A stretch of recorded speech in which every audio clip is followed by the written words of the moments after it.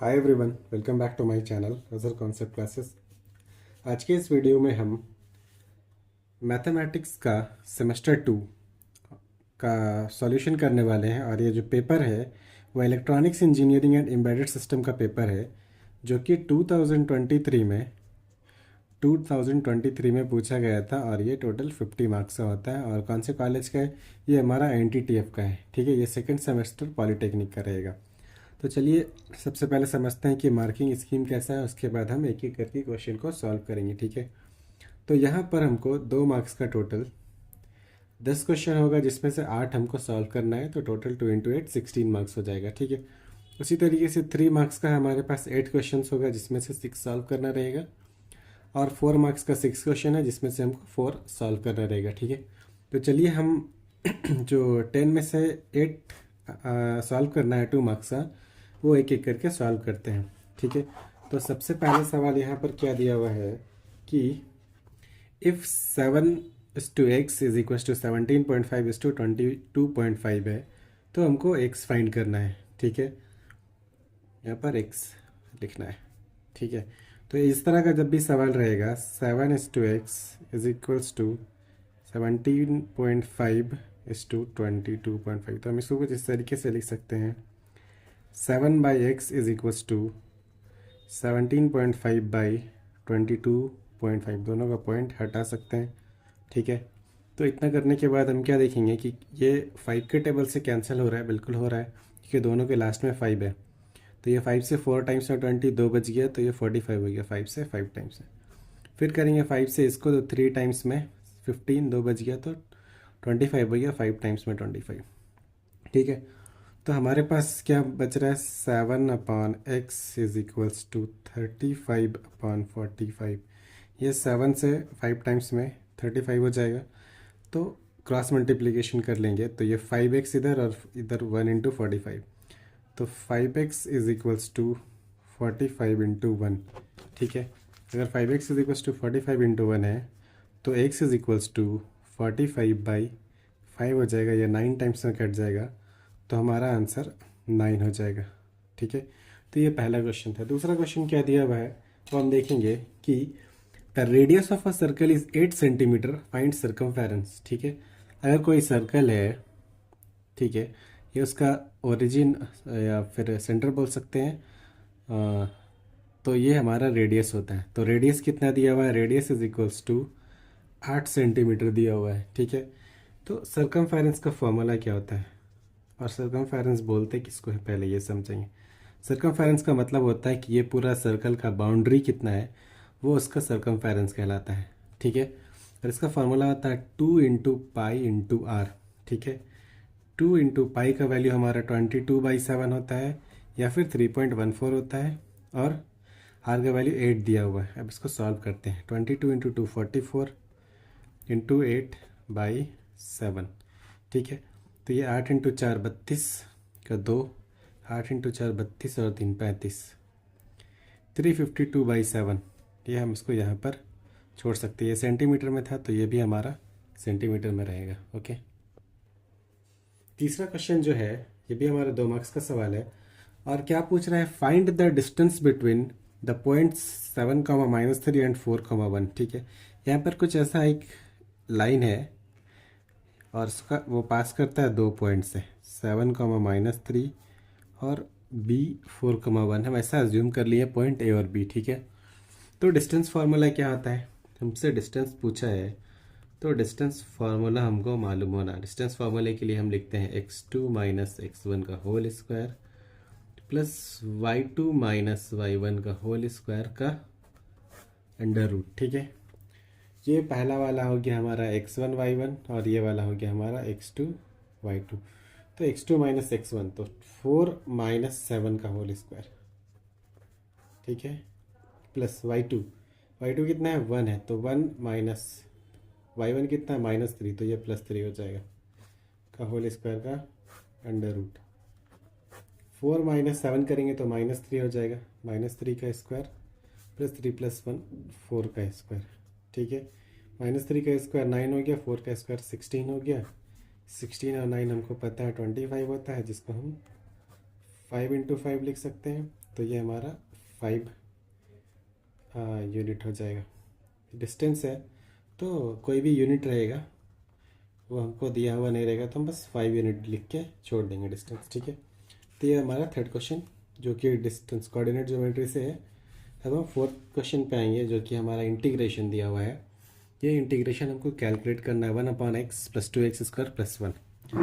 तो जो क्वेश्चन है सबसे पहले वो लिखेंगे i = integral of 1/x + 2x² + 1 into dx, ठीक है। 1/x का हमको पता है सीधा सीधा log x होता है, प्लस 2 कांस्टेंट को बाहर, x का इंटीग्रेशन करेंगे तो क्या करते हैं x⁴ n+1, 2 है तो 2 + 1 अपॉन 2 + 1 हो जाएगा, प्लस 1 का x हो जाएगा, ठीक है, और प्लस एक कांस्टेंट देंगे c, ठीक है। तो log ऑफ x प्लस ये 2 और नीचे 3 हो जाएगा, 2 + 1 x⁴ 2 + 1 3 plus x plus c, ये हमारा फाइनल आंसर है, ठीक है। ये हमारा डायरेक्ट फार्मूला है 1/x का log x, 1 का x² का कैसे किया तो x², ये हमारा फार्मूला हो जाएगा x⁴ n dx का। x⁴ n का फार्मूला होता है n+1 upon x⁴ n+1 upon n+1 plus c, ठीक है। ये फार्मूला हम यहाँ पर यूज़ किए हैं, ठीक है। चलिए अब हम फिफ्थ क्वेश्चन की तरफ बढ़ेंगे। फिफ्थ क्वेश्चन जो है वो हमारा लैप्लास ट्रांसफॉर्म के ऊपर बेस्ड है, ठीक है। तो यहाँ पर हमको एक फंक्शन दिया हुआ है f(t) = 1 + 7 sin 5t, और हमसे पूछ रहा है कि इसका लैप्लास ट्रांसफॉर्म यानी कि f(s) क्या होगा, f(s) क्या होगा, ठीक है। तो लैप्लास ट्रांसफॉर्म में हमको पता है कि दोनों का फॉर्मूला क्या क्या है, पहले वो जानेंगे कि अगर हम 1 लिखते हैं f(t) अगर 1 है तो f(s) कितना हो जाएगा, तो f(s) हमारा 1/s हो जाएगा, ठीक है। और अगर f(t) हमारा साइन ऑफ 80 है तो इसका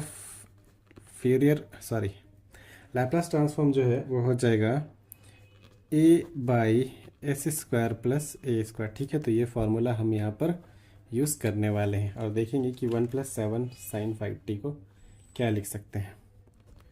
तो f यहाँ पहले स्मॉल t जो भी है वो लिख लेते हैं 1 + 7 sin 5t, ठीक है।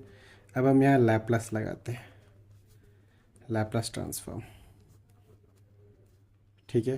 तो ये f(s) हो जाएगा = 1 का हमारा 1/s हो जाएगा, प्लस साइन 7 को ऐसे ही रहने देंगे, साइन 5t का, यहाँ पर 5 क्या है a है, तो यहाँ पे फॉर्मूला क्या था a/s² + a², तो 5/s² + 5 का स्क्वायर, ठीक है।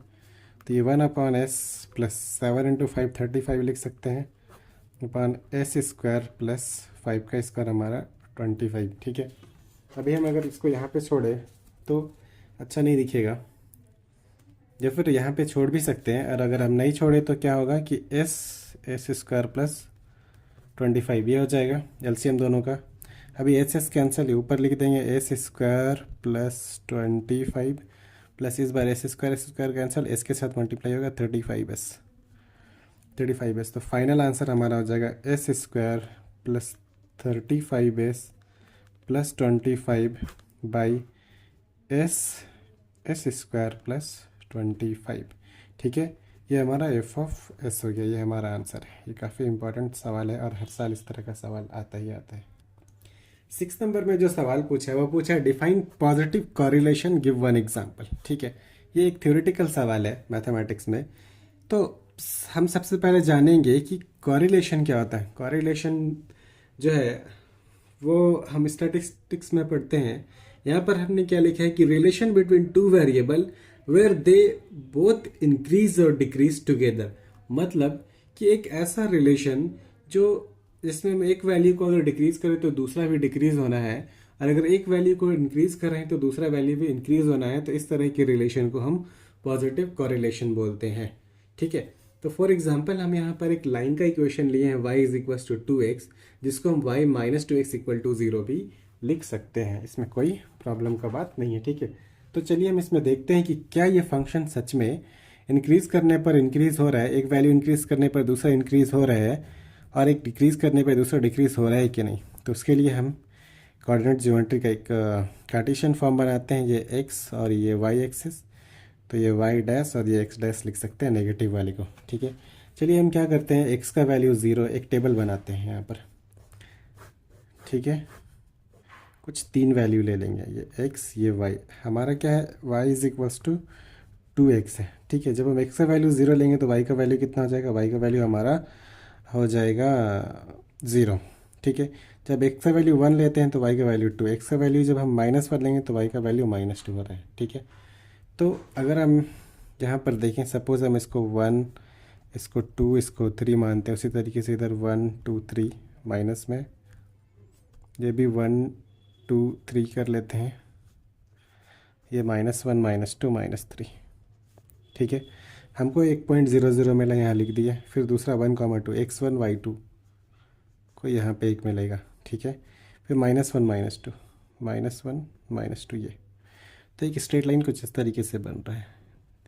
देखिए अगर 0 के इधर देखिए x बढ़ रहा है तो y भी बढ़ रहा है, इधर अगर x घट रहा है तो y भी घट रहा है, मतलब कि y is equal to 2x जो है ये हमारा एक एग्जाम्पल है पॉजिटिव कोरिलेशन का, ठीक है। हमारा नेक्स्ट क्वेश्चन है फिर से इंटीग्रेशन का, evaluate i is equals to 1 dx 4 से 5 तक, ठीक है। तो इंटीग्रेशन का फॉर्मूला हमको पता है कि 1 का हम जो होता है वो सीधा x लिख लेते हैं, ठीक है। तो हमारा कहाँ से कहाँ तक है question, i is equals to 4 to 5 है, 1 dx है, ठीक है। तो जब ये डेफिनेट इंटीग्रेशन है तो हम यहाँ पे प्लस ही नहीं लगाते, ठीक है। तो 1 का हमारा x हो जाएगा, और कहाँ से कहाँ तक करना है, तो 4 से 5 तक करना है, ठीक है। अब हम अपर वैल्यू को पहले लिखते हैं 5 माइनस, फिर x में लोअर वैल्यू पुट करते हैं, ठीक है। तो ये हमारा 5 - 4 1 मिल गया, तो इंटीग्रेशन का वैल्यू हमारा 1 है। ये काफ़ी ऐसा सवाल था, ठीक है। अब एक सवाल है कोऑर्डिनेट ज्योमेट्री का, फिर से है, काफ़ी इंटरेस्टिंग सवाल है। क्या पूछ रहा है, find the mid point of the 2 points, ठीक है। मिड पॉइंट पूछ रहा है, हमको क्या क्या दिया है, अगर कोई एक इक्वेशन सॉरी एक लाइन दिया है, एक ये ए है ये भी ऐसा हम कंसिडर किए हैं, ये 6, 7 है, और ये -8, -9 है, और ये बीच में कोई एक पॉइंट पी रहेगा x और y, यही हमको फाइंड करना है, ठीक है। तो चलिए देखते हैं किस तरीके से हम फाइंड कर सकते हैं। तो हमारा मिड पॉइंट का फॉर्मूला होता है, मिड पॉइंट फार्मूला जो होता है हमारा वो x is equals to x1 plus x2/2 होता है, और y is equals to y1 plus y2/2 होता है, ठीक है। तो फार्मूला में x1 प्लस x2, x1 कितना है 6 है, x2 कितना है -8 है, 6 प्लस -8/2 ये x हो गया, y1 plus y2 7 plus -9, 7 plus -9/2, ठीक है। 6 में से 8 प्लस माइनस माइनस हो गया, 6 में से 8 घटाए तो 2, लेकिन माइनस साइन के साथ क्यों, क्योंकि 8 बड़ा है, कट के -1, तो x का वैल्यू मिल गया -1। y के लिए क्या करेंगे, 7 में से 9 घटाएंगे तो -2/2, फिर से -1, तो y भी मिल गया -1, ये इसका मिड पॉइंट हो गया, ठीक है। नेक्स्ट क्वेश्चन हमारा 1/sin² x dx को इंटीग्रेट करना है, ये भी 2 मार्क्स का सवाल है, ठीक है। तो हमारा जो क्वेश्चन है वो कुछ इस तरीके से, i is equals to integration of 1/sin² x dx, ठीक है। sin² x डिनोमिनेटर है, इसको हम न्यूमरेटर में लाने का कोशिश करते हैं, ठीक है। तो हम एक फार्मूला जानते हैं, sin x into cos x is equals to 1, ठीक है।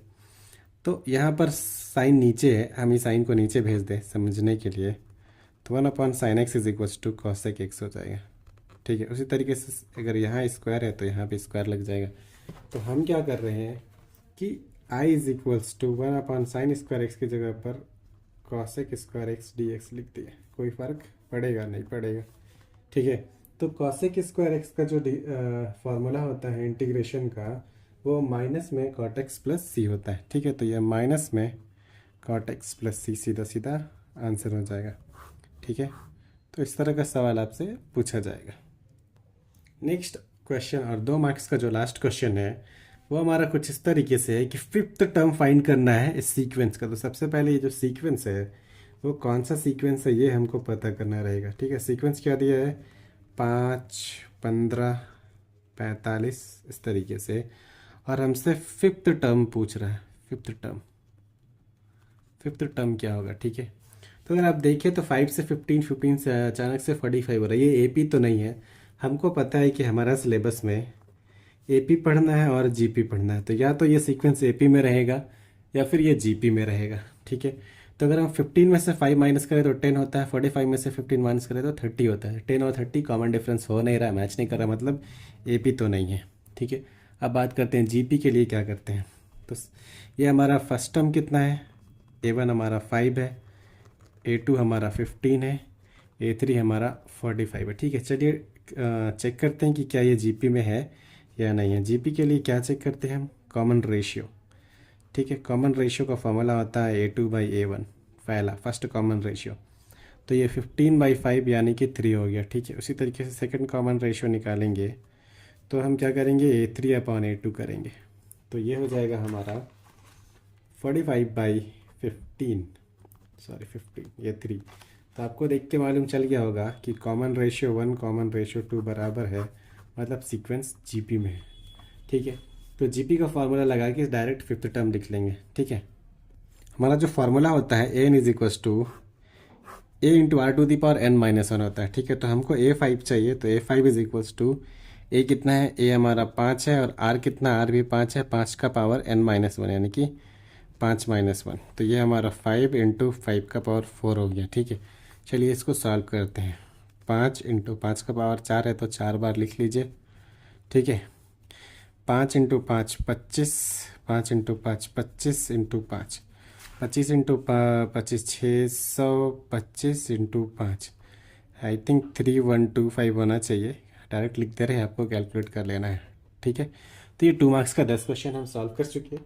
बाकी नेक्स्ट वीडियो में 3 मार्क्स वाला सवाल करेंगे और उसके नेक्स्ट वीडियो में हम 4 मार्क्स वाला सवाल करेंगे, ठीक है। अगर आपको ये वीडियो पसंद आया है तो वीडियो को लाइक शेयर और सब्सक्राइब कीजिए, चैनल को सब्सक्राइब कीजिए, वीडियो को नहीं ठीक है। और अपने दोस्तों में शेयर ज़रूर कीजिए। Thank you.